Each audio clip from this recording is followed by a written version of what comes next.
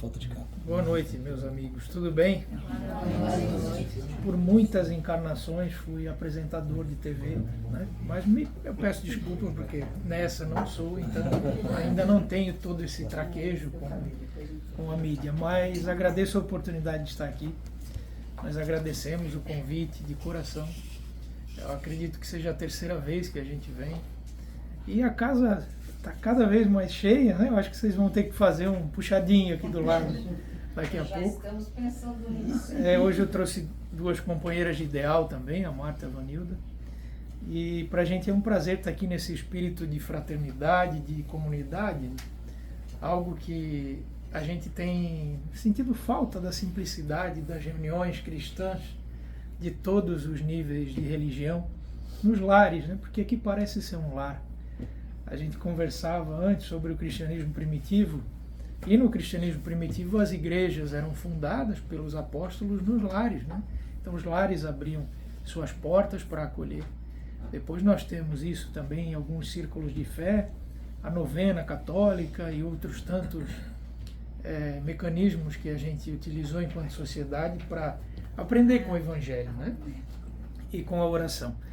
A nossa vinda aqui hoje, ela não tem pretensão nenhuma de querer ensinar alguma coisa, e a gente não trata isso como falsa modéstia, porque, graças a Deus, nos filiamos a uma doutrina cristã que nos mostra que somos todos aprendizes, né? E que não nos dá uma hierarquia de uns sobre os outros. Nos mostra que, para que sejamos os maiores, temos que ser os últimos, né? E servir a todos, como o Mestre fez e exemplificou no lava-pés, e falou também aos filhos, a mãe dos filhos de Zebedeu.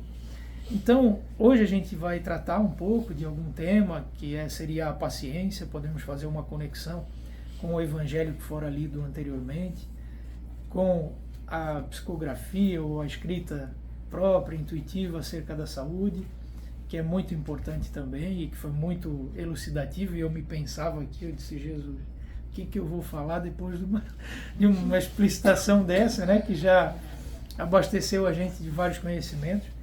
O tema do Evangelho do capítulo 9, a paciência. Aqui trata-se de um espírito amigo. Algumas vezes, por alguns círculos espíritas, fala-se em Joana de Ângeles. O próprio Divaldo falou que ela pode ter sido o espírito que ajudou, né, a mandar essa mensagem para a terra da paciência. E ela trata que a dor é uma bênção que Deus envia aos seus eleitos, né? Então, para que não nos aflinjais, pois quando sofrerdes, porém bendizei, ao contrário, o Deus Todo-Poderoso que vos marcou pela dor neste mundo para a glória no céu. Sede pacientes, pois a paciência é também uma caridade. E deveis praticar a lei de caridade ensinada pelo Cristo, enviado de Deus. A caridade que consiste na esmola dada aos pobres é a mais fácil das nossas caridades. Porém, há uma bem mais penosa, consequentemente, mais meritória. Perdoar aqueles que Deus colocou sobre nosso caminho para serem os instrumentos dos nossos sofrimentos e colocar a nossa paciência em prova. A vida é difícil, eu o sei. Ela se compõe de mil nadas que são picadas de alfinete que acabam por ferir.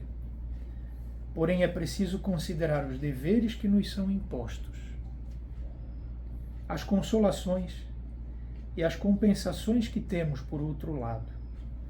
E então veremos que as bênçãos são mais numerosas do que as dores. O fardo parece menos pesado quando se olha para o alto, do que quando se curva a fronte para o chão. Coragem, amigos, o Cristo é o vosso modelo, assevera. Ele sofreu mais do que qualquer de vós e não tinha nada a se censurar. Enquanto que vós tendes vosso passado a espiar e fortalecer-vos para um futuro. Sede, pois, pacientes, sede cristãos. Essa palavra encerra tudo. Uma mensagem enviada por um espírito amigo em Havre, na França, 1862.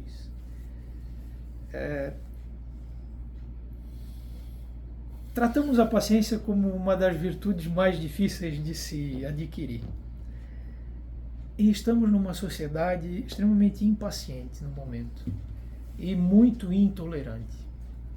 No trânsito, no lar, na escola, no trabalho, nas casas espíritas, nos círculos de fé, as pessoas bradam aos quatro cantos: eu não tenho paciência. É uma frase corriqueira que temos ouvido. Ou não tenho paciência para isso, ou não sei como você suporta. Deus não me deu essa paciência. Nenhuma virtude se conquista sem esforço. Deus não dá virtude para ninguém, senão ele seria parcial.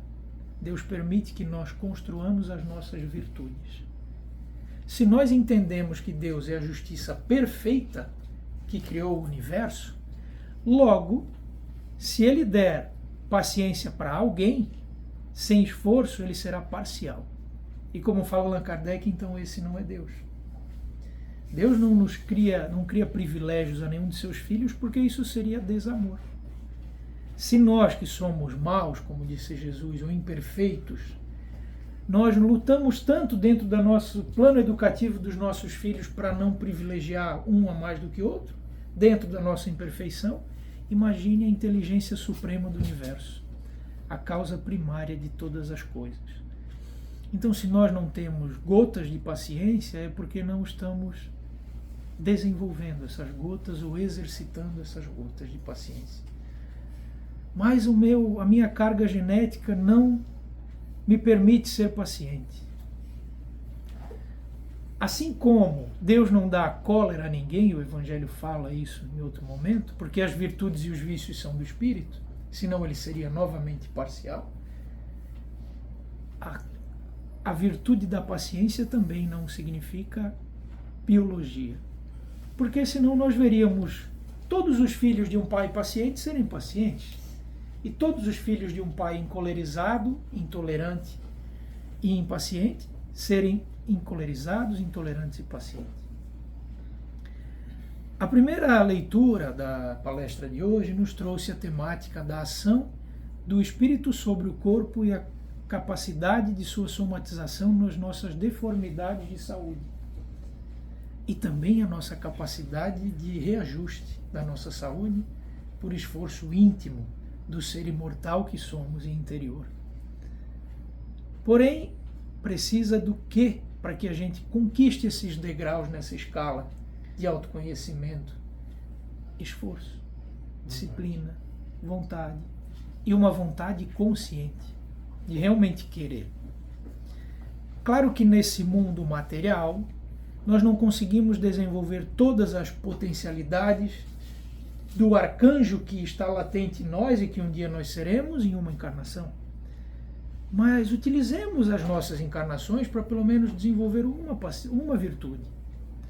Em alguns desenvolver a coragem, em outros a resignação, em outros a paciência, em outros a caridade.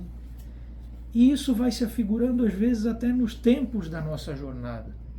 Tem momentos da nossa vida que nós precisamos ser mais corajosos. Tem momentos que precisamos ser mais pacientes. Tem momentos que precisamos ser mais disciplinados, resignados. Tem momentos que precisamos de mais estudo, foco. Tem momentos que precisamos de mais temperança e tantas outras virtudes que nós deveríamos também estudar para entender o que são as virtudes, né? As virtudes, talvez, poderíamos dizer que são a excelência do espírito em agindo.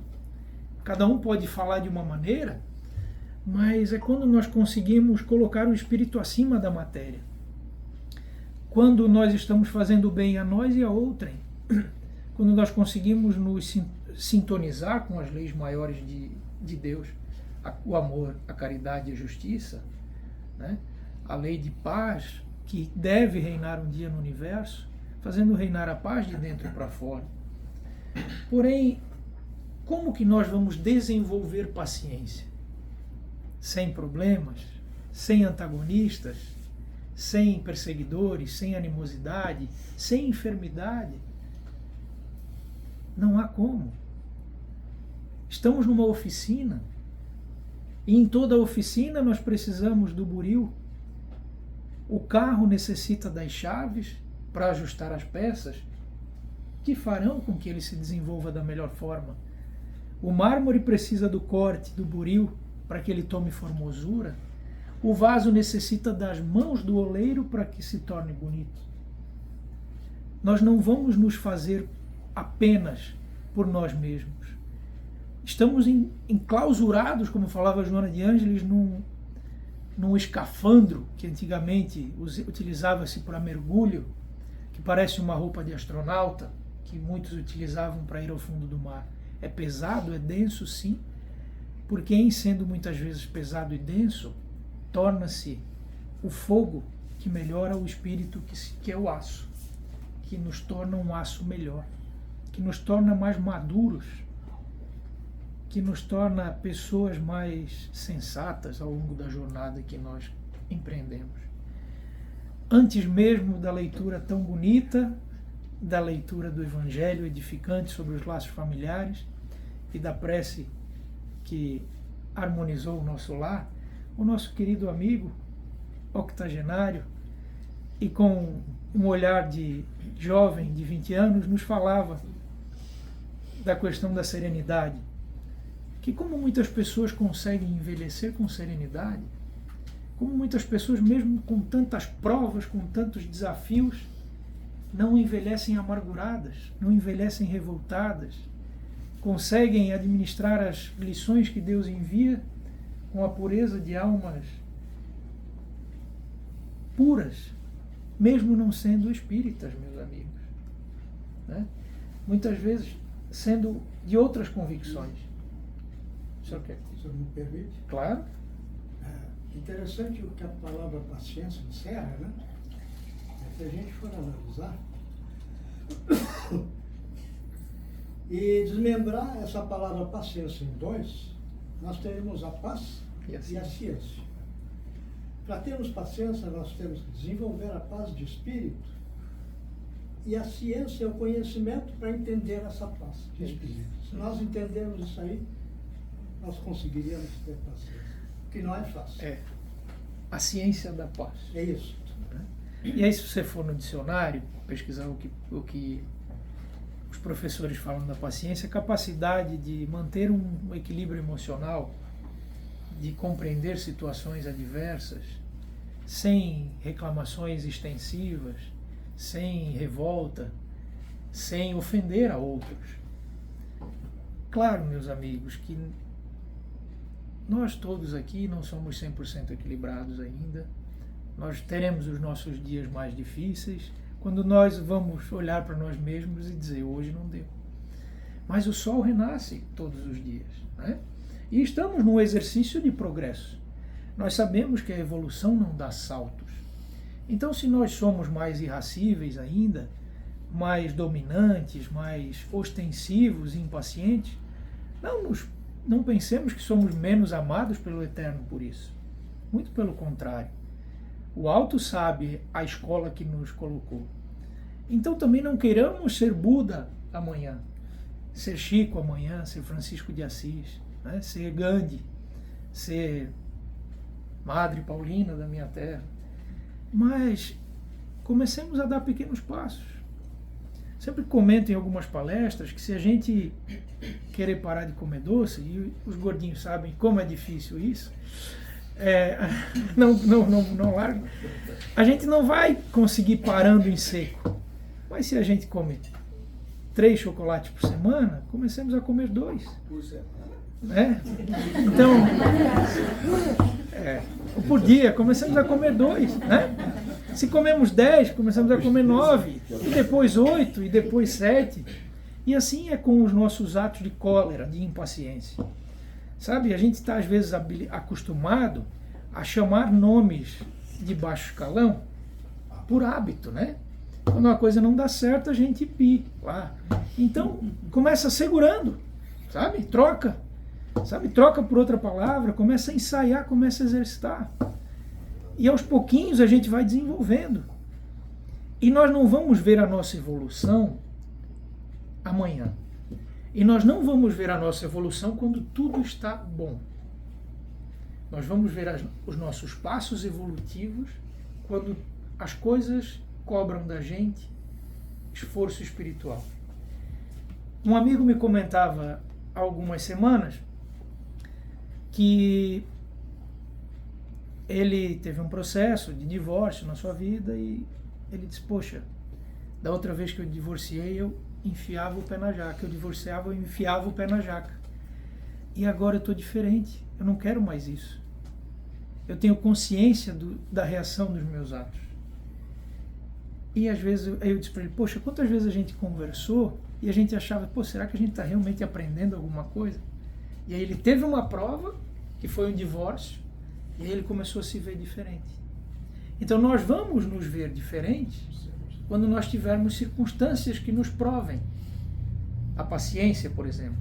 Quando nós tivermos que lidar com uma enfermidade, nossa ou de algum ente querido. Quando a gente tiver que lidar com um chefe difícil ou com um funcionário relapso. É nessas horas que a gente vai identificar a nossa paciência. Não é quando tudo está fluindo muito bem. Embora na Terra tudo é mescla, né? Quase nunca tudo está 100%, porque senão seria até, vamos dizer assim, nos daria fastio, seria algo sem graça, se tudo estivesse sempre 100%. Nosso espírito ficaria inativo. Então Deus é tão bom que Ele nos traz problemas. E nós não paramos para perceber que às vezes problemas que nos chegam tomam a nossa atenção e nos tiram de foco de estradas onde a gente se perderia, onde a gente cairia em comodismo,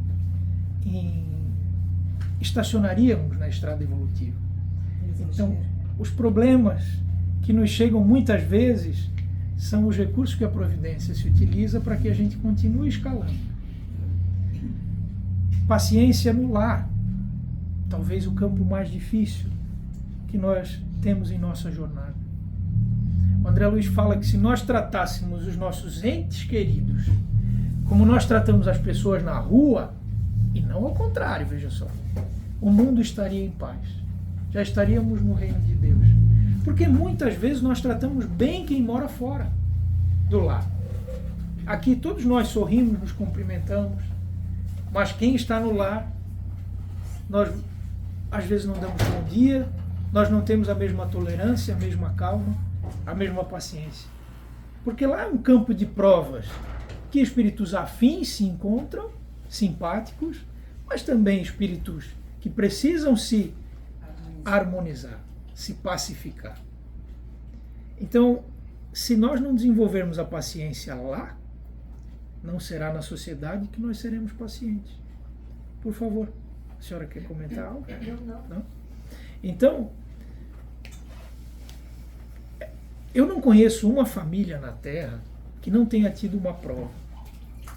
Se não é hoje, é amanhã, que não tenha tido uma enfermidade, que não tenha tido um parente difícil, que não tenha passado por um problema financeiro, né? Enfim, as provas muitas vezes para uma família é uma, mas para outras é outra. Na família dos bilionários não é o dinheiro a prova, em alguns momentos, mas é uma enfermidade, é uma traição, é um infortúnio, é a perda de um ente querido, de um filho. Na da miséria, muitas vezes, se tem a união, mas não se tem o pão. Então tudo é um convite, muitas vezes, à paciência. Mas a paciência significaria cruzar os braços, meus amigos? Será que ser paciente é ser inativo? É ser passivo? É apanhar sem reclamar? Não. É tentar compreender as situações e entender que tem coisas que só Deus e o tempo.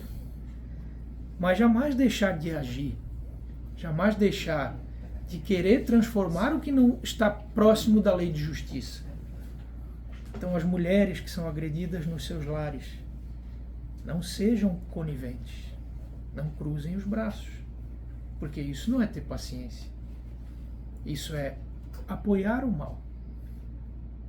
Agora, ter que conviver com pessoas difíceis, mesmo após um divórcio, e sustentar essa relação, depois de um rompimento de um casamento por sofrer agressão, aí entra o esforço da paciência. Então compreendamos, muitas vezes nós entendemos que ser paciente é aguentar todos os tapas, todas as violências, todas as ofensas, de uma forma passiva, e aí nós vamos gerar o que em nós? Doença, infelicidade, desarmonia. Não. Nós somos filhos de Deus, endividados sim, mas estamos pagando.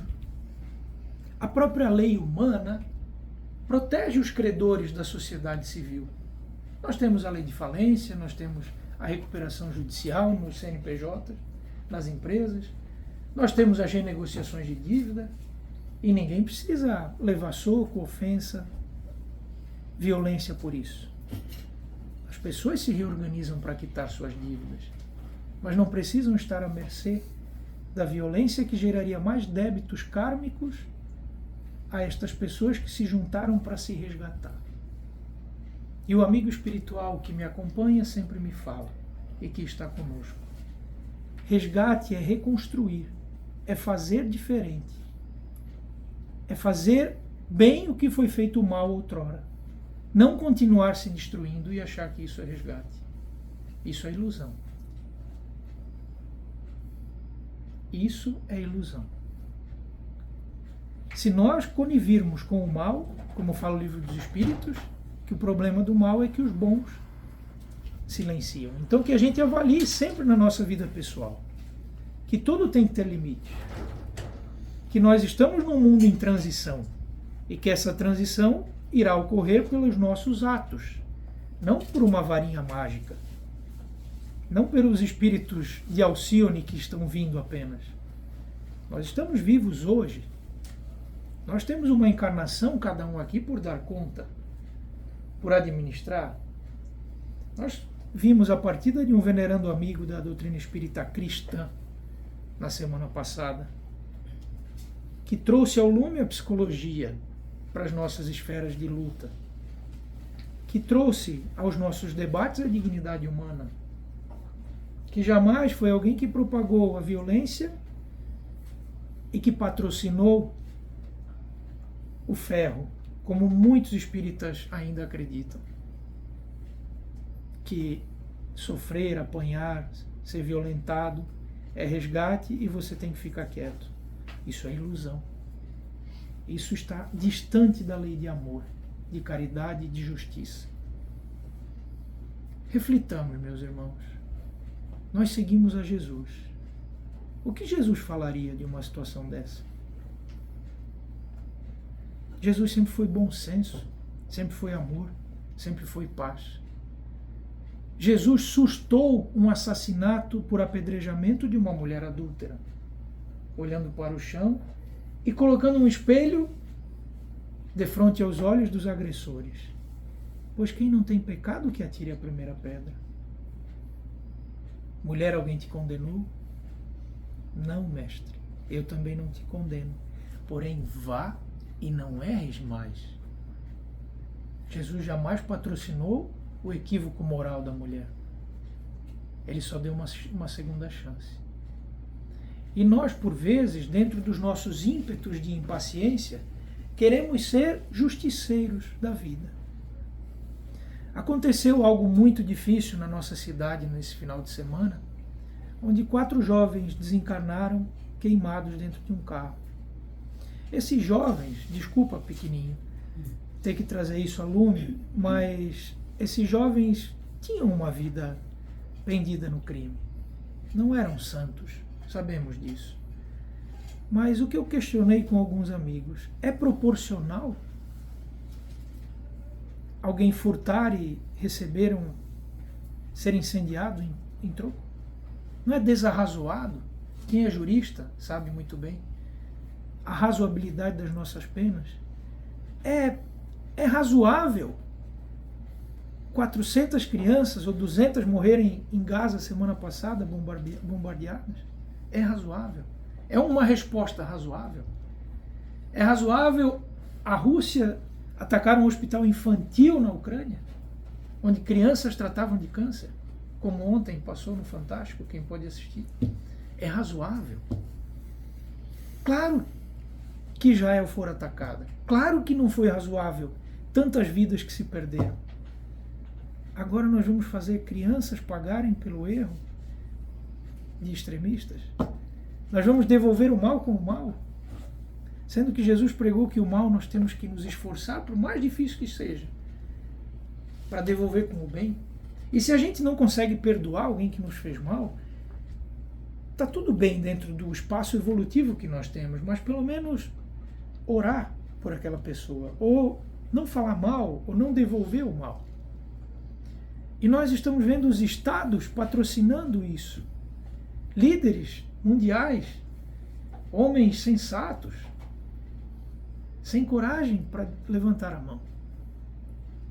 E um empreendedor americano foi ao Senado, e era um judeu, isso que me chamou a atenção, um israelita, e questionou o governo americano financiando os ataques contra as crianças de Gaza. Ele era um judeu, ele podia patrocinar aquilo. Nós fomos atacados pelos terroristas. E o que fizeram? Prenderam o homem. Então nós ainda vivemos, como diz André Luiz, o mundo não é ainda muito diferente do que era há 2000 anos. Tem muitas coisas que nós temos que olhar ainda dentro de nós como humanidade. E falo de nós porque todos nós, muitas vezes, queremos resolver os nossos problemas com a simplicidade de um assassínio, de um ataque à bomba, de um ato bárbaro justificando. Olho por olho, dente por olho, dente por dente. E pior, filho, não foi nem olho por olho, dente por dente, porque às vezes a resposta ela supera o olho. Alguém lhe arranca o olho, você destrói a pessoa inteira. Então nós estamos numa era de intolerância e desamor gigante. Por mais que a gente pense que não. E por isso que é bonito ver pessoas médias. Por que médias? Diante da sociedade. Aqui não tem nenhuma sumidade pública, né? Não tem nenhum famoso, não tem nenhuma grande liderança, mas tem os corações que fazem o mundo caminhar. Os corações cristãos anônimos é que fazem o bem avançar. Aqueles que ninguém aplaude. Aqueles que têm apenas, como diria Allan Kardec, o aplauso da própria consciência, que é o único e verdadeiro, como o Chico falava. E esses movimentos são fundamentais. Essa reunião de pessoas é fundamental. Porque aqui nós criamos sementes de aprendizado. E nós vamos disseminar, não no que nós vamos falar lá fora, mas como nós vamos viver lá fora.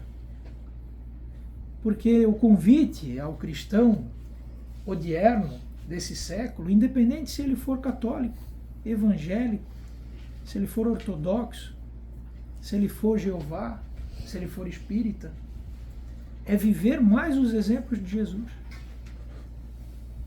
Por isso que essa carta maravilhosa, como fala o Dr. Bezerra de Menezes, que é o Evangelho, nunca foi tão urgente.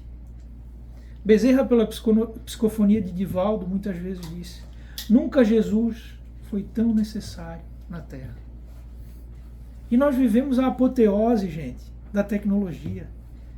O alto nos permitiu conquistar magnificências que nós nem imaginávamos. A poucos quilômetros daqui, nós conversávamos no carro, nós teremos o maior edifício do mundo.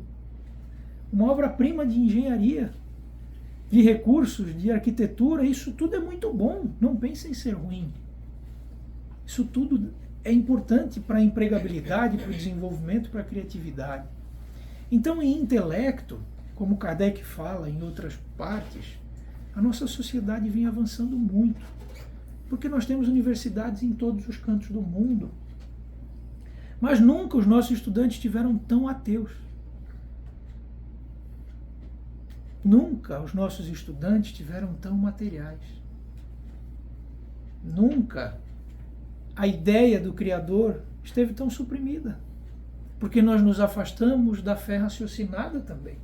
E nós, enquanto sociedade, precisamos debater isso. Como que nós vamos convencer esse jovem racional, que estuda, que quer lógica, que vê um universo cheio de mundos, se nós não realmente tivermos a coragem de compreender que o mundo não foi feito em 7 dias. E de que Deus não fez as estrelas para somente iluminar a terra. O jovem se afastou não porque ele é arrogante, não porque ele não tem valor. Ele só quer entender. E muitas vezes nós não temos paciência para ensinar, para conversar e dialogar mais com os nossos filhos, porque nós estamos impacientes. Nós apenas jogamos ao vento que essa geração não quer trabalhar, que essa geração está perdida. Eu vejo isso muito na empresa e eu disse que esse ano eu ia tentar mudar isso. Não vamos mais falar que essa geração não quer trabalhar. Nós temos que achar soluções. Porque a humanidade se desenvolveu com os problemas. Senão nós estaríamos onde? Como diz Kardec, nas cavernas. Já parou para pensar que se nós não fôssemos em busca do conhecimento e das soluções, nós estaríamos nas cavernas? Se nós parássemos de pesquisar, de dialogar, de se entender e de aprender com os nossos erros, nós estaríamos lá ainda. Então, qual é o contato que nós vamos fazer com essas novas gerações?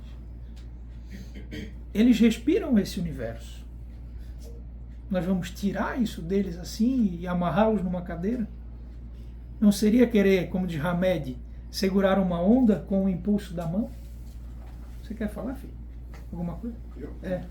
Então, por favor. Só adicionar, né? Contar, tem a história de Chico, né? Que falando nisso, às vezes nós mesmos não temos paciência porque a gente está muito ansioso, né? Com tudo que nos é apresentado. E tem um caso de Chico que chegava as pessoas, né, para conversar com ele, e às vezes ele ficava horas conversando com a pessoa, e ali aqueles que ajudavam ele lá, às vezes saíam bravos porque não sabia como que Chico tinha tanta paciência para ouvir, né? E tem um caso de uma senhora que conversou com ele quase 1 hora, e aí o que trabalhava, acho que era o Eclipse, era um dos que trabalhava com ele, saiu, né, nervoso. Depois ele voltou, na hora que a mulher saiu, e perguntou: Chico, como é que você tem tanta paciência para falar com essa senhora, né? Ela já repete muitas coisas. E aí ele falou: meu filho, você não sabe a história dela, ela não tem ninguém, ela ajuda hospitais, os parentes já se foram, já estão na pátria espiritual, e ela não tem ninguém para conversar, então ela vem aqui para conversar comigo.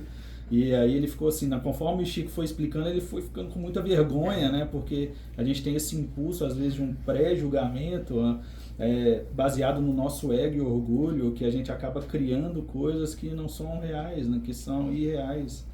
E Chico apresentava isso com muito aquele jeitinho dele humilde, que você ficava com muita vergonha. Por que eu estou tão impaciente? Por que eu sou impaciente? E realmente, quando algumas pessoas vão embora, como o Chico, eu era criança, então eu não vou ser hipócrita, na época eu não era nem espírita, mas gostava já de ver aquele homem psicografando, na época tinha um pouco de medo, criança, né? Então, mas quando o Papa Francisco foi, e Divaldo, em 1 mês, parece que o mundo ficou vazio, sentiu, parece que alguém da família foi.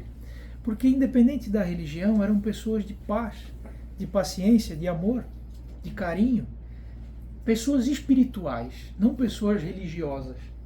Sabe, esse Papa mudou a história da igreja, né? Ele era amado por todas as religiões. No enterro dele tinha muçulmano, tinha judeu, tinha espírita. Tanto é que ele teve a humildade de convidar Divaldo para visitá-lo, né? Então, parece que tem pessoas que quando vão embora, a gente sente um aperto no coração, porque a gente pensa: nossa, quem vai nos dar aquela palavra agora, né? Por mais que essas pessoas estejam ainda vivas, e a gente sabe, parece que essas lideranças... A gente dormia mais tranquilo por saber que algumas pessoas estavam encarnadas. Já pararam para pensar? Mas todos precisam ir, né? E nos cabe nessas horas a levar o legado, né, dessas pessoas.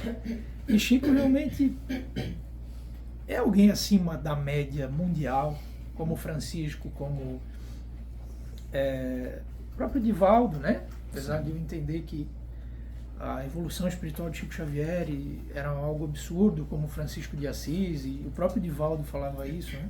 Realmente foram apóstolos, né? Chico foi um apóstolo da mediunidade, da caridade, Bezerra de Menezes também.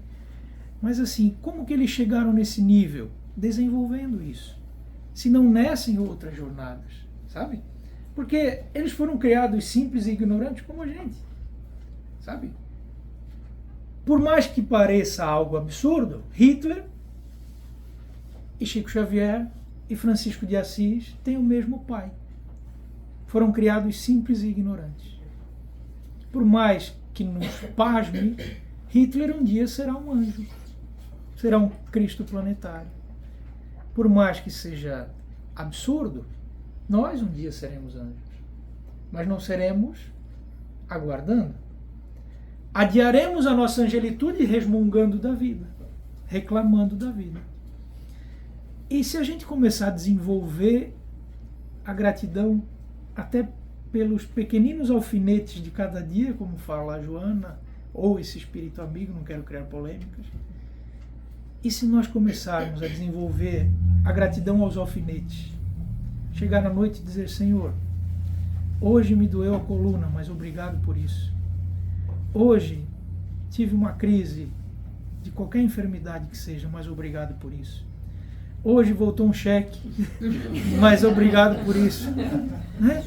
Já parou para pensar que a gente começa a sintonizar com o universo e o fluxo da vida, da pedagogia da vida, a gente começa a se alinhar? E quando a gente começa a fazer isso, parece que as coisas começam até a melhorar, até a se harmonizar. Não é que as coisas estão melhorando só, mas a gente não está dando tanto foco aos alfinetes. A gente começa a ver que isso é pequeno. Muitas vezes eu falo, sofrimento é o que nós não entendemos. E em algumas palestras no Santa Luzia a gente colocou isso já. A minha filha tem 4 anos. Ela é uma chocolatra, né? Então, como a gente. Para ela, sofrimento é eu tirar o chocolate. Ela chora, ela esperneia. Agora, para um adulto, menos nós dois, não seria tanto sofrimento, né? A gente não iria chorar. Vocês não choram e não esperneiam. Eu e ele, a gente chora e esperneia. Mas por quê? Vocês já amadureceram. Quando éramos crianças, Paulo diz, nós falávamos como crianças. E é verdade, porque hoje coisas que a gente chorava quando era criança, a gente não chora mais, são coisas pequenas. Então, quanto mais a gente desenvolve e começa a enfrentar os nossos problemas, mais o tamanho deles vai diminuindo, mais a gente vai ficando experiente. Se você conversar com qualquer atleta, vê um podcast, um dia tiver a oportunidade de conversar com alguém. Eu gosto de futebol e é uma das coisas boas da vida, além da doutrina espírita. Mas você pega o Ronaldo Nazário lá, que fez os 2 gols na final da Copa. O primeiro jogo dele de infância, ele tremeu, né? E ele jamais imaginou que um dia ele estaria na final da Copa. Só que ele foi enfrentando, aprendendo, criando maturidade, e aí a vida vai te dando o quê? Maiores oportunidades e mais responsabilidades. Né? Teve coragem de tentar. Isso. Então, assim, o Chico começou a psicografar em 31, se eu não me engano. Tinha 21 anos ou algo assim. Ele jamais imaginou que ele ia escrever 500 livros. Ele jamais imaginou que ele teria esse peso nas costas, porque quanto mais você se expõe, né?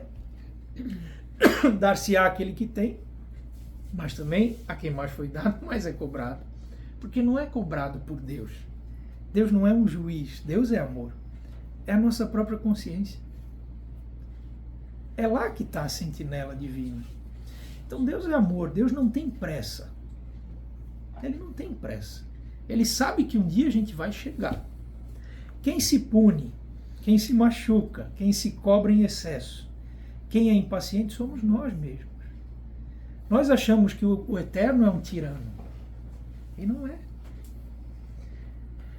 Mais uma vez, nós somos crianças espirituais nesse planeta, que é um planeta bem atrasado em evolução no universo. Se nós tivermos 4 filhos de 3, 4 anos de idade, nós vamos ser tiranos com esses filhos porque eles erraram?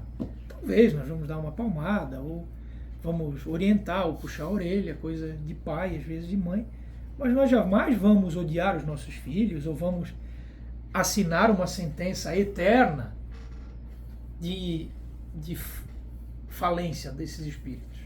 E assim Deus é a mesma coisa. Só que dentro do lar o irmão mais velho cuida do mais novo, não é assim? Então quanto mais a gente amadurece em algumas áreas, Mas a providência divina nos traz pessoas não tão maduras naquela área para que a gente ajude elas a se desenvolver. E assim é em todas as áreas da vida. Aqui estamos numa palestra espiritual, nos trabalhos que cada um desenvolve, todos nós temos alguém acima e alguém abaixo para ensinar. Né? Todos nós temos um supervisor, um chefe e temos um iniciante que precisa do nosso carinho e que muitas vezes ninguém quer ajudar. Porque nós somos egoístas e esquecemos que nós também fomos iniciantes. Não é assim? Então hoje o que a gente mais escuta, eu não tenho paciência para ensinar. Né? Mas nós rogamos a Deus alguém que nos ensinasse. Então tudo que nós pedimos a Deus, nós não queremos dar aos filhos de Deus, que conosco caminham. Nós queremos para nós, mas o outro não pode. E isso também é desenvolver paciência conosco. Porque a gente quer o nosso carro bonito, confortável, a nossa cama quente, a nossa mesa farta, o nosso filho com saúde. Mas se o vizinho tiver pegando fogo, com fome, né? A gente é indiferente. E esse mesmo Francisco, Papa Católico, tem uma frase muito bonita, que a indiferença é o maior obstáculo para a paz. Eu concordo muito com ele. Porque a indiferença não é a gente querer sair aqui agora e todo mundo vai resolver tudo de todo mundo. Não, não é resolver a vida de ninguém, porque isso é impossível. Cada um, como dizia Chico, tem que palmilhar seu próprio caminho. Mas a gente pode ser os braços de Deus para que essa cruz seja menos pesada. Sabe um personagem evangélico que nós esquecemos muito? Simão Cirineu. Vocês lembram quem foi Simão Cirineu? Foi o homem que ajudou Jesus a carregar a cruz? Foi, né? Se eu não estou enganado. Cirineu, né? Nós esquecemos dele. E até nas nossas recordações em teatros, e eu tive numa muito bonita, mas não se lembrou de Verônica, que deu a toalha para que o mestre enxugasse seu sangue, o seu suor, e de Cirineu, que ajudou a carregar a cruz. E são dois exemplos de caridade absurdos. Por favor. E a Verônica que deu a toalha para Jesus enxugar o suor e o sangue que estava correndo do rosto, gerou agora uma polêmica muito grande no mundo. Largaram, está na mídia, que não tinha essa toalha, era tudo como é que é o nome daquele pano que usaram para enrolar Jesus? Túnica, né? Túnica. Não, aquele que botaram em cima de Jesus. O santo sudário. Estão procurando o santo sudário agora que ele seja reto. Como é que esse santo sudário pode ser reto se ele é enrolado na pessoa e a foto vai sair perfeita? Nós respeitamos Então, as relíquias. não, e né? tem gente dizendo que é assim. Não, tudo bem, mas Como assim, é que nós vamos agora questionar? só que vocês observem, amigos, nós ainda somos tão materiais que a gente está procurando o santo sudário, um pano que enrolou Jesus. E temos o Evangelho, que foi a vida do Mestre para importar dentro de nós e viver, e desfocamos para as coisas materiais. Né? Não que as relíquias não tenham poder, não tenham importância à humanidade, claro que tem, mas nós somos imortais, o nosso corpo é feito de química, vai voltar para a terra. Né? A lei de Lavoisier, nada se perde, tudo se transforma. Hoje, um dia esse corpo vai ajudar essa química a formar um animal, um vegetal, outro humano, mas nós estamos preocupados às vezes com o pano, sabe? Nós, humanidade. Não é o pano de Verônica, é o gesto. Né? Nós ainda damos muito valor ao que nós tocamos. Nós ainda acreditamos que Cristo é grande porque ele apareceu de corpo. E se não aparecesse de corpo, como nós entendemos que ele veio materializado, você deixaria de acreditar? Então nós acreditamos só num fenômeno material e todas as lições de caridade que ele exemplificou. Não é isso que valeria? Opa, por favor. Você viu que, de forma muito competente, você deixou todo mundo acabrunhado. Ninguém tem coragem de levantar aí, porque a paciência é uma coisa... Inclusive eu. Mas eu vou fazer não o contraponto, mas uma das razões, tem muitas razões, né? Mas uma das razões de o Espiritismo ser o Consolador é porque ele nos proporciona conhecimento de algumas verdades que nos é possível compreender. E uma delas é a classificação que a Terra tem diante dos mundos no cosmos. Então nós estamos num planeta que recém saiu do primitivismo. A gente ainda é mais animal na nossa essência do que humano, que é o estágio que a gente está. Né? Então, esse estágio de humano, a gente já evoluiu muito. Tem muita coisa boa no planeta. Mas o animal ainda está muito presente na nossa constituição física, emocional. Então, é compreensível, o Espiritismo explica que essa fase vai passar. Que esse exercício constante em cima da dor e do sofrimento vai nos levar a compreender a lei maior, que é a lei do amor. Então, até nessa engenharia sideral, nós já estamos com uma programação de mudança de patamar da Terra.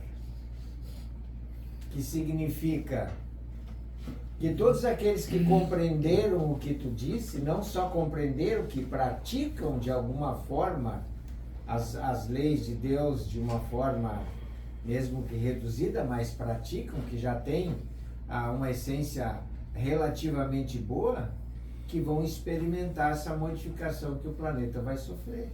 Né? E que aqueles que não tiveram ainda o entendimento, não é castigo que vão sair daqui. Porque quando tu falaste do Chico e do Bezerra, eu lembrei que eles também vieram exilados para cá. Né? E aí tu vê que nem passou muito tempo, né? Vamos dizer de 7.000 a 12.000, que a gente não tem muito bem esse cálculo, mas dentro desse tempo eles se regeneraram. Então nós naturalmente vamos nos regenerar. Todos nós vamos, gente. A gente está a caminho.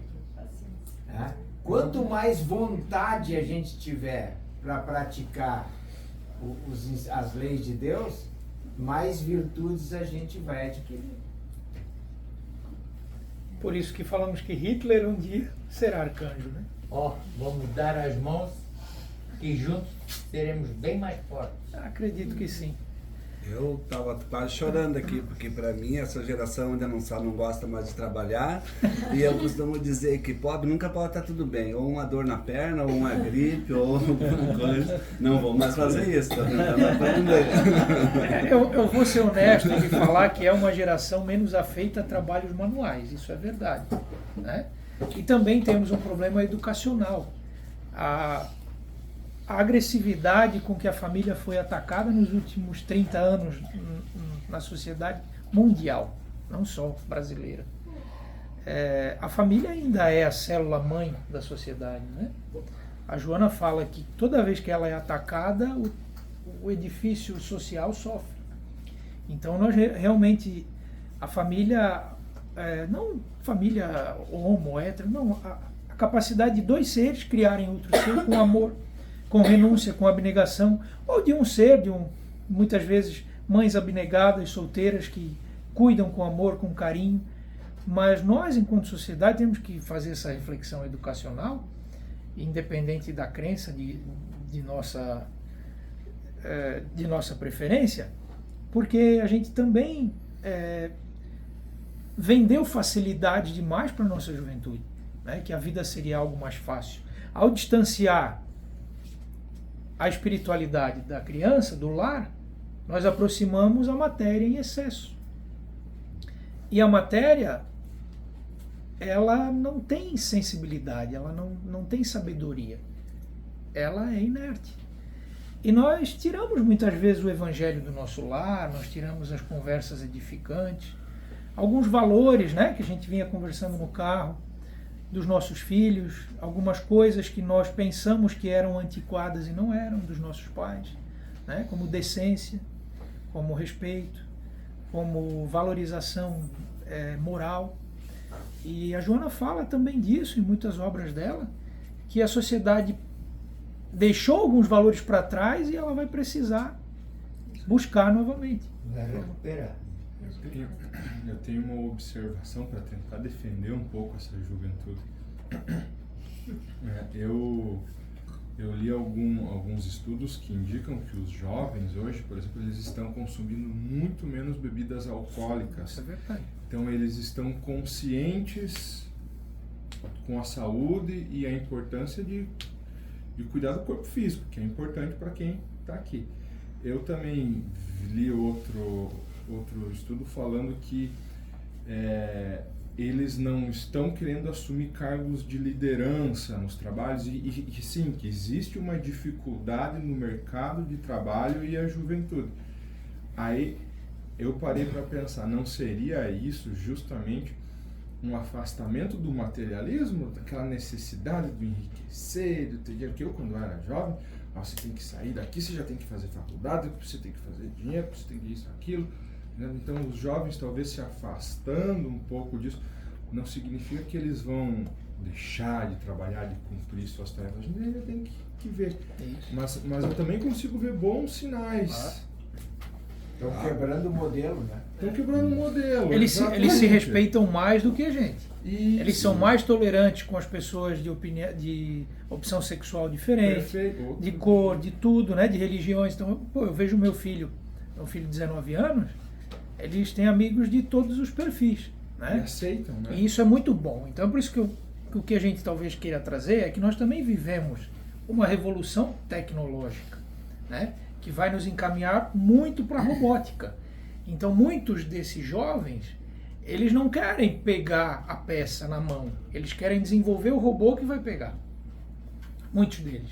E o Chico falava disso, e toda a transição, toda a troca gera desconforto, estresse, incompreensão. Mas, mais adiante, a ideia é que uma parte das máquinas substitua alguns trabalhos mais pesados humanos, até para o bem da humanidade, de a gente poder, como diz o Chico, desenvolver mais a psique, a mente, o espírito, as virtudes, né? A educação. Então, tem um propósito. Nos mundos mais avançados, a gente vê algumas psicografias, às vezes na revista espírita, que os animais lá são mais evoluídos também, alguns deles, como Júpiter, por exemplo, está na revista espírita. E a gente vê que os animais fazem um trabalho mais forçado, e também a questão tecnológica de muitos orbes é muito mais avançada. Né? Então, claro que tem que se fazer uma análise específica, um estudo científico. Né? A gente fica muito no raso. É muito fácil, gente. Essa geração não quer trabalhar. Não é assim. Né? Que a gente costuma, é natural, eu acho, do ser humano ou das pessoas, achar o diferente errado. O diferente, pelo simples fato de ser diferente. Eu faço isso eventualmente, eu acho que todo mundo tem um pouquinho disso. Né? Então, é interessante, mas eu quero dizer assim, talvez no meu ponto de esperança, eu também já critiquei, então no meu ponto de um pouco de esperança, de tentar pensar um lado positivo das coisas, talvez tentar enxergar com esses lados bons. Porque eles não estão aqui por acaso, né? A gente não pode entender que as gerações estão aqui ao acaso. Há programações de reencarnações, de gerações, de tempo psicológico de cada espírito que nasce, há também espíritos em última oportunidade renascendo, né? Já que a grande transição se realiza. Então é algo muito amplo que a gente precisa ter o quê? Paciência também, para analisar, para não ser injusto. Eu conheço jovens extremamente trabalhadores, só que como ele falou, eles têm um paradigma diferente.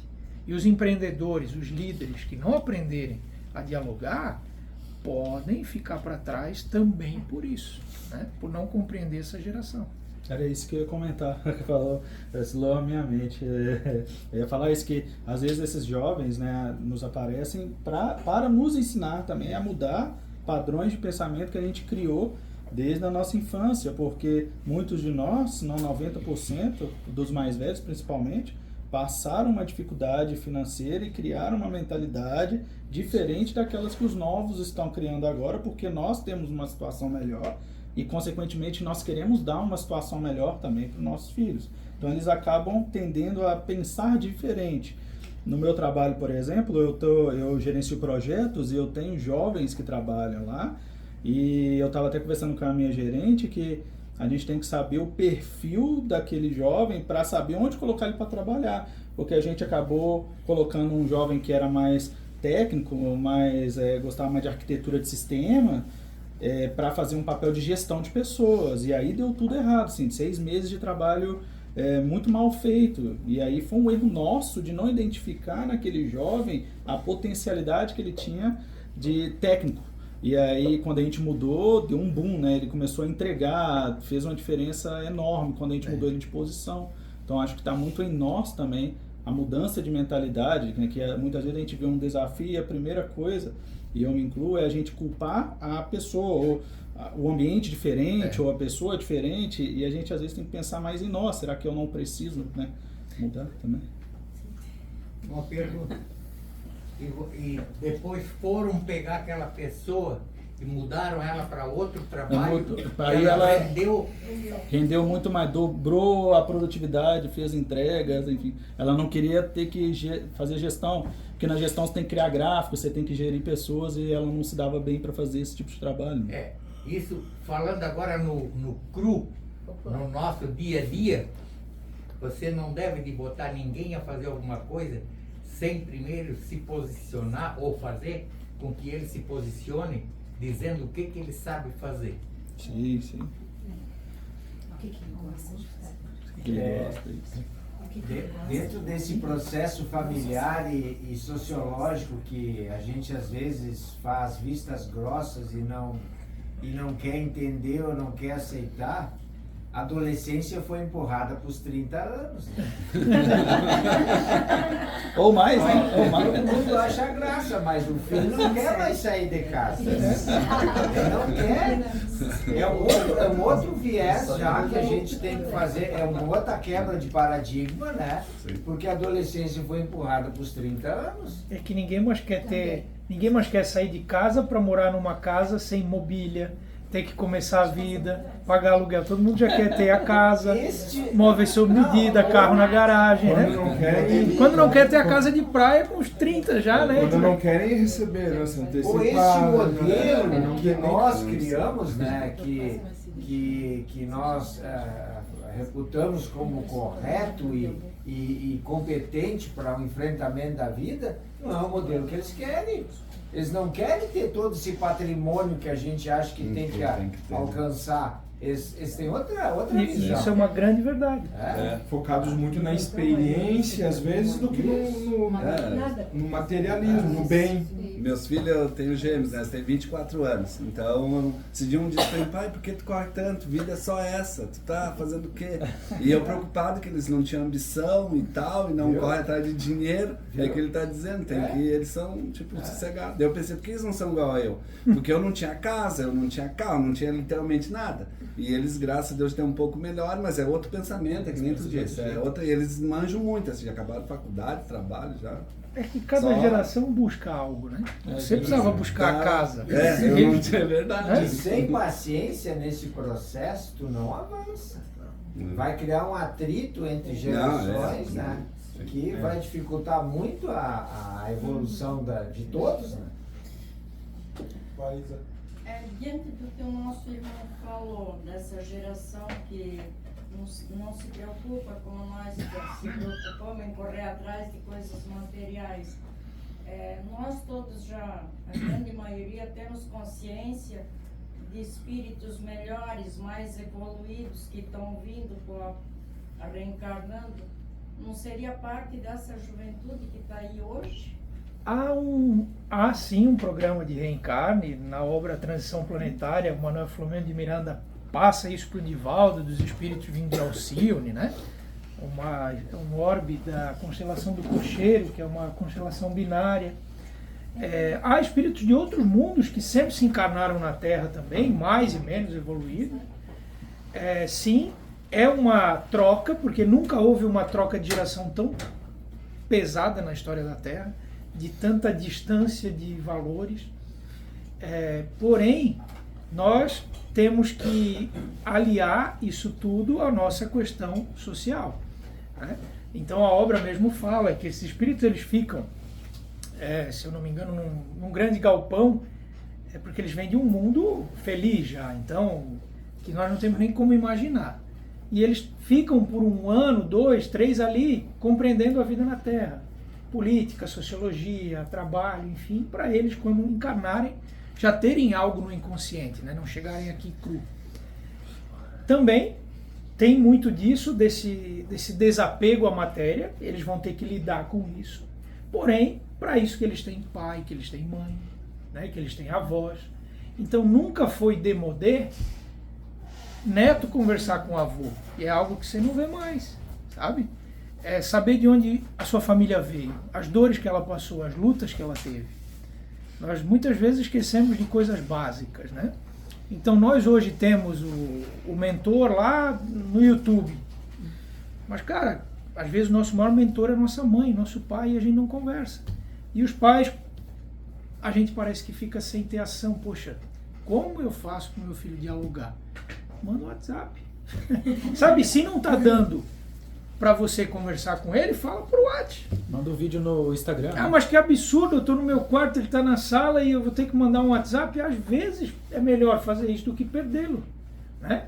Então, a gente é de uma época que se visitava a casa do vô, da avó, aos domingos, né? Família grande, cada família tinha 8, 10, 7, 9 irmãos, então os primos se conheciam. Hoje, às vezes, o neto não sabe quem é o vô, o bisavô, é uma coisa sem identidade. Então, como eles estão encarnados no mundo material, é importante que nós transmitamos os nossos valores para eles. O problema é que nós, enquanto sociedade, e espírita principalmente, e a gente tem falado isso nas palestras, estamos achando que esses espíritos vão nascer, com 1 ano eles vão pegar o notebook, abrir e eles vão ensinar a gente. Ainda não é assim nesse planeta. Tem planetas como Júpiter, que a infância dura 6 meses, se não me engano. Aqui ainda dura 10, 13 anos. Nesse tempo eles precisam de orientação, de educação, de disciplina, de amor, de proteção. Cuidado para a gente não achar que eles serão Budas, porque até Jesus precisou de uma mãe e de um pai para aprender a andar, aprender a comer, aprender os valores dos pais, estudava a Torá lá com os pais. Sabe? Então nós muitas vezes podemos entrar num plano de fantasia, né? E é isso que a gente tem chamado a atenção. Transição planetária, a gente está querendo ficar assim, estudar o Evangelho, o Livro dos Espíritos e esperar. Né? Tipo, tudo se resolver. Esperar acabar. Beleza, e eu tô, e o meu vizinho não tá, mas eu vou ficar, né? Ele vai para Quiron lá e eu não. É trabalho diário, né? Tirando as brincadeiras só para a gente descontrair. Mas ainda a gente precisa ser pai, ter firmeza, não tenham medo de puxar a orelha, não tenham medo de... Porque eles estão num mundo que eles vão receber influência de várias pessoas, de níveis psicológicos diferentes, porque aqui ainda não é o mundo dos santos, né? Então a gente tem muita coisa por resolver. E outra, o mundo de regeneração não é mundo angélico, não é mundo feliz. O mal ainda está presente. Fala aqui. A gente descansa mais das expiações. A gente já vê a medicina avançando, então doenças que a gente ainda sofre talvez vão ser superadas com a própria questão da medicina.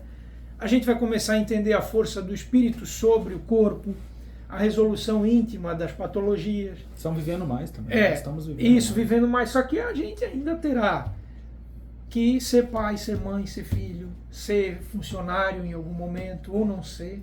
Não posso dizer que os sistemas políticos, sociais serão os mesmos daqui 400, 500 anos. O mundo sempre foi uma metamorfose. Está mudando cada vez mais rápido. Nós temos 40 anos, nem temos 40 anos de Constituição e volta e meia a gente está querendo ainda quebrar, né? É de nós isso, o ser humano querer estar sempre modificando, mas ordem, progresso, disciplina, são leis universais que nós conseguimos catalogar nos códigos humanos hoje, dentro do nosso direito civil, do nosso direito penal, do nosso direito empresarial, direito de família, né? Mas ouvir essa galera, essa juventude, o que eles têm para trazer. Porque se a gente ouvir eles vão nos ouvir também. Lógico. Né? Na verdade, sempre é assim, né? Tu tem que, tu como mais vivido, digamos assim, tem mais condições de entender, de falar, tentar falar a mesma linguagem deles. Mesmo para tu tentar ensinar alguma coisa, é a velha história, molha a flecha no mel primeiro, se junta ao sentimento, mostra que está percebendo o que está sentindo, percebendo o que eles estão vivendo, para depois, tu aliado como alguém que entende, com a confiança deles, daí colocar poxa, mas isso aqui não precisa ser assim, aí vai começando a conversar e trazer assim, a fazer, não te responsabilizar nunca, mas ele se responsabilizar por cada coisa que faz. Posso dizer uma coisa? Isso faz parte da... Claro. Fala. A gente procura levar para os nossos familiares menores e mesmo os maiores alguma coisa assim que dê para eles, para haver uma harmonia dentro do lar, mas falar aquilo que a gente gostaria que eles ouvissem. Mas a gente precisa também, já que nós estamos aqui num momento espiritualista, né? Temos vários espíritos aqui, não podemos esquecer da parte espiritual, que eles nos assistem sempre quando a gente quer fazer o bem. Eles estão ao nosso lado, a espiritualidade, não só para aquela pessoa que vai fazer, como também aquele que vai receber. Embora aquela criança, aquela pessoa não ache que não vai receber, né? Mas a sementinha, aquela história da sementinha, ficou a sementinha, né? Num momento lá X, nem seja de noite, a espiritualidade trabalhando, porque a espiritualidade trabalha não só na hora do Evangelho do Lar, mas está sempre presente. Sim. Então a gente precisa também, acredito eu, e acredita a espiritualidade de nós aqui espíritas, que nós temos uma grande assistência, em que nós botamos tudo para a nossa, como a gente diz, é eu que preciso fazer, é eu que vou fazer, é eu que estou fazendo. Sim, é eu que estou fazendo, mas eu não estou sozinha, não é? Eu tenho, não somente eu tenho o auxílio da espiritualidade, mas eu também tenho meu talento, que eu também preciso empregar. Não é assim? A história dos talentos? É isso aí. Então é isso, é confiar mais, né? Que nós não estamos sozinhos fazendo um trabalho, que a espiritualidade está ali presente, toda hora, todo momento, todo segundo. É isso? Sim. E somos muito amparados, né? Pois é. Principalmente quando nós temos a vontade de acertar. Isso. Uma demonstração de fé, é isso. É isso. E a gente também precisa entender que é difícil, mas muitas vezes a gente tem a coragem de dar autonomia para eles tomarem as decisões deles, né? Formar esses espíritos aos poucos. Ele gostaria de falar. Eu estava ouvindo um psicólogo hoje. Eu acho que assim a gente cresce na diversidade e tem muitas coisas que estão acontecendo no nosso mundo hoje que eu acho que são lições para a gente ver que a gente tem qual o caminho que a gente deve seguir. Aí ele estava falando a respeito dessa juventude que acha que é cabra, que acha que é cachorro, que né, fica se juntando com máscara de cachorro, as pessoas que querem criar um boneco que fala que um bebê reborn é um filho, quer levar na UPA para ser medicado, etc. Aí ele falou que a gente não deve gastar energia com esse povo, porque eles não têm responsabilidade com o ser humano e com nosso crescimento, porque eles não vão reproduzir, eles podem se proliferar, eles podem ir vivendo, mas uma hora eles vão acabar, porque eles não reproduzem, eles não conseguem dar prosseguir na vida que nem a família faz. Então ele falou assim, a gente tem que focar a nossa preocupação a nossa energia naquilo que vai fazer com que o mundo progrida e as pessoas consigam seguir em frente, né, no caminho correto, e a gente ter saber a escolha do caminho que a gente deve seguir. Eu achei muito interessante a colocação que ele fez por conta dessa parte ruim que a gente está enfrentando no mundo. Eu acredito que essa parte ruim, se for para analisar, é uma minoria, mas hoje em dia é o que dá ibope. Ah, com certeza. Então se ouve falar muito disso, mas pouco talvez dos jovens que estão frequentando a igreja, que estão trabalhando cedo. Né? Ninguém aparece no jornal, jovem acorda às 6 horas da manhã para trabalhar. A senhora quer falar? Não, aquela. Não. Então, assim, a respeito do que você estava falando da paciência, você estava falando da questão de como a gente é moldado, né? As experiências que nos são trazidas. Eu acho que existe, não é que existe uma programação, mas existe um caminho que está sendo mostrado. Então, por exemplo, vem essas gerações, neste momento, por que vem nesse momento? E por que toda a iniquidade começa a vir à tona nesse momento? Então, eu acho que a gente está num processo muito rico, coisas que nós, de repente, nunca enfrentamos, ou pensaríamos que teríamos que enfrentar, que achávamos por certo. Né? Então, por exemplo, a questão climática. Né? A gente está acostumado a ter um clima no determinado jeito. A gente interfere, né? E nesse percurso de algumas gerações a gente começa a perceber os efeitos de tudo isso. Então, vai ser jogado na nossa cara. Tá? Então, uma geração estava aí antes e participou do processo. De repente, nem sabia o que ia acontecer adiante, não tinha essa noção. E agora a gente recebe o que a gente vai fazer com isso? Não tem como fugir. Né? Então, a gente percebe, por exemplo, êxodo rural, que teve muito forte anos atrás, agora começa a ter um movimento ao contrário. Então, por exemplo, já se sabia, tem criança que sabe todas as marcas de salgadinho e doce, mas não sabe uma berinjela, uma abóbora. Vai numa feira, não consegue, não sabe como é que cozinha aquilo, como é que aquilo é feito.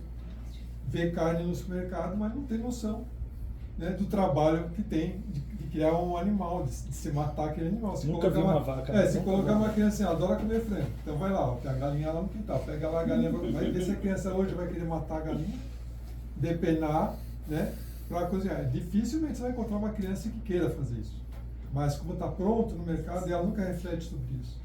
Então, veja o que vai acontecer, é um movimento, a gente avança de repente um monte de coisa e vai ter que dar uns passos para trás e repensar que caminho que a gente quer.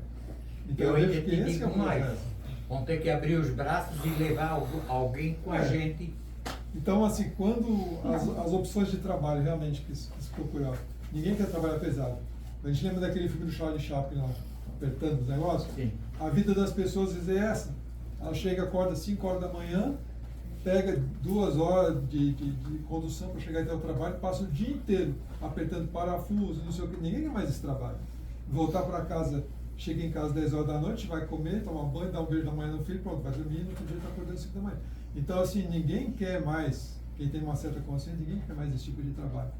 Então, assim, dá para entender a revolta, às vezes as pessoas de querer ter uma vida fácil, né, de não querer ter esse tipo de opção. É até uma questão questão econômica do país, que a gente educou os nossos filhos nas universidades e os pais já não foram, os avós já não tiveram. Então, naturalmente, eles vão sair de trabalhos manuais para trabalhos intelectuais. Isso aconteceu em todos os países que progrediram economicamente.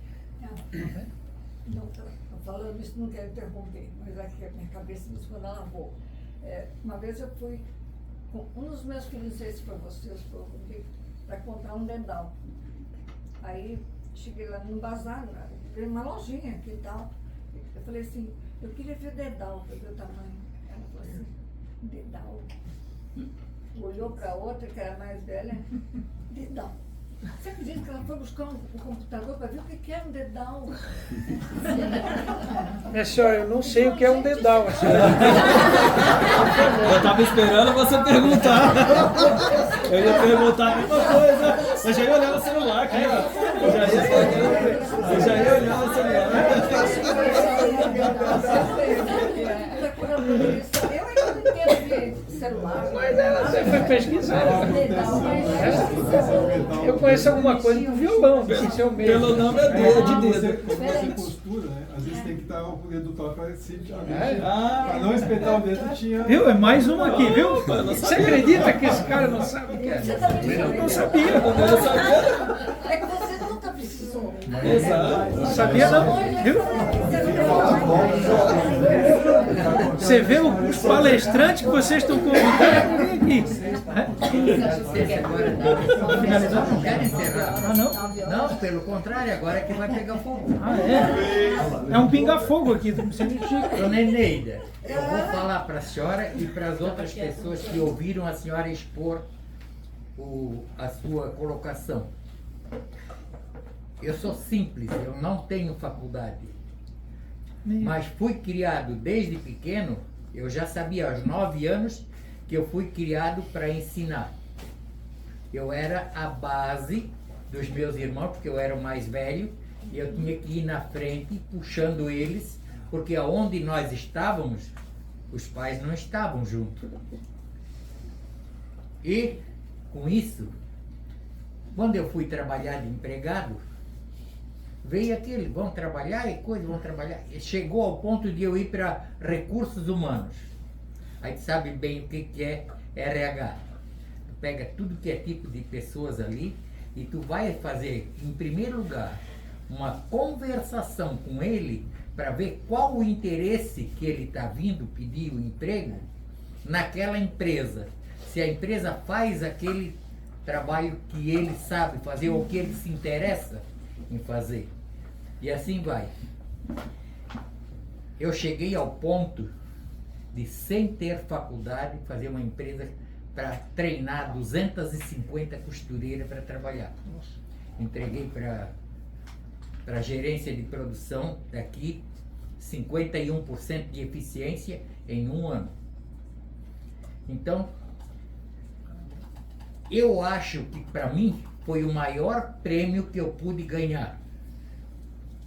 Foi eles, a gerência da fábrica, a administração, pegar e me mandar para outras fábricas para ver aonde tinha problemas que eu pudesse modificar para produzir melhor.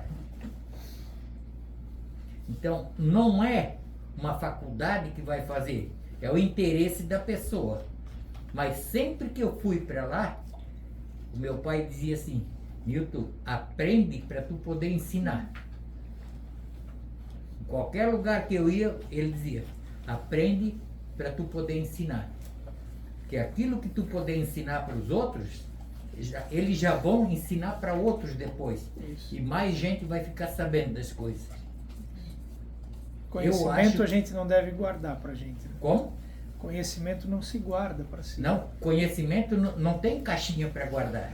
Mas hoje em dia até se vende, infelizmente. Não, hoje em dia é tudo no computador, você guarda no computador. Aí vem aquela, como é que você, que trabalha como online, vai dar fazer um questionamento numa pessoa que quer um trabalho verbalmente. Ali na hora do computador, você bota tudo aquilo que vem na tua cabeça, que tu vai perguntar para ele, e ele vai responder. Mas se for no verbal, vai ser um pouco mais complicado. Então eu acho que são as diferenças de colocação das coisas que estão fazendo com que aquilo que foi falado ali, a mãe não sabe para que é um dedal. Claro, ela nunca bordou, porque ela sempre teve quem, ela ia trabalhar na fábrica, ganhava o dinheiro dela e comprava a peça pronta. Mas não custava ela pegar, comprar um dedal e dizer: olha, meu filho, isso aqui, e ele já está todo cheio de marquinha aqui de furo, que é para não furar o dedo. A cabecinha da agulha pega ali e não fura o dedo. Você vê, eu tenho 84 anos e estou dizendo para vocês o que é um dedal. Eu não conhecia o que é dedal e saio daqui mais rico hoje por conhecer. Obrigado. Para você ver. E eu trabalhei com confecção, por isso que eu sei. Eu sei porque estava no filme do Peter Pan, né? Então é muito relativo o que a gente vai dizer que é preciso fazer. Tá Meus bom? amigos, eu gostaria só que a dona Vanilda desse uma palavrinha também, né? À luz do que ela ouviu, que ela tem muito mais sabedoria do que eu e a gente ouve ela no final. Gente, capaz, nada disso, gente. Não, eu achei bem interessante. Não vou acrescentar nada, assim, muito interessante. Cada um fala o que sabe, né? Eu sempre digo, cada um acrescenta aquilo que sabe um pouquinho, né? Muito interessante, assim, cada coisa que a gente fala a respeito ali do Dedal. Eu sei porque Dedal é da minha época, né? Eu tava até aqui pensando Não dos fala meus minha avós, época. das minhas avós, das minhas avós. E essa geração agora não vai saber mesmo. Porque não se usa, não se usa mais. Geralmente é difícil a gente ver uma. Sabe por quê?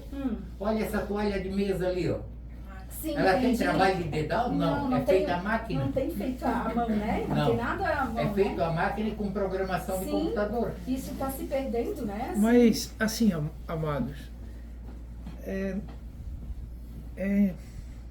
como hoje você querer que alguém ande a cavalo, sabe? Você não tem mais o cavalo como meio de transporte, né?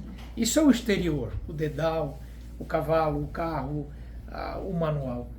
Mas a gente evolui de dentro para fora, né? Então, assim, claro que o dedal surpreende, mas realmente é uma troca. Mas fica na história. Né? Também, Fica na né? história. Fica na história. Tu vai estudar a nossa Mas história daqui a um isso, tempo, a nossa isso. civilização, a nossa Como geração. a gente tinha o ferro, Perde né? lá O tudo ferro isso. de passar, que era com brasa. com brasa. Então, até aí faz parte. Só que talvez se o diálogo entre gerações tivesse mais vivo, a gente não deixaria se perder tanto.